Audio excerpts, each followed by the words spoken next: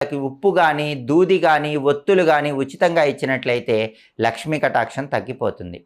అలాగే మిరపకాయలు, చింతపండు ఎప్పుడూ కూడా చేతికి ఇవ్వకూడదు. ఎవరైనా అడిగినా కింద పెట్టుకోమని చెప్పి కింద నుంచి వాటిని తీసుకోవాలి.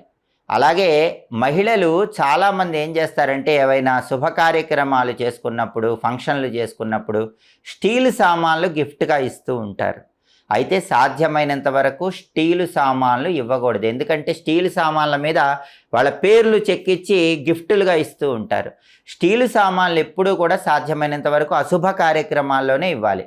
శుభ కార్యక్రమాలప్పుడు సాధ్యమైనంత వరకు స్టీలు సామాన్లు గిఫ్ట్గా ఇవ్వకుండా ఉండటం మంచిది. కాబట్టి మహిళలు తెలిసి కానీ తెలియక కానీ ఈ తప్పులు చేయకుండా ఉన్నట్లయితే లక్ష్మీ కటాక్షం కలుగుతుంది. ఈ తప్పులు చేస్తే లక్ష్మీ కటాక్షం తగ్గిపోయి దరిద్రం చుట్టుకుంటుందని పరిహార శాస్త్రంలో చెప్పారు. మీ ఇంట్లో, వ్యాపార స్థలంలో ఖచ్చితంగా ఉండాలి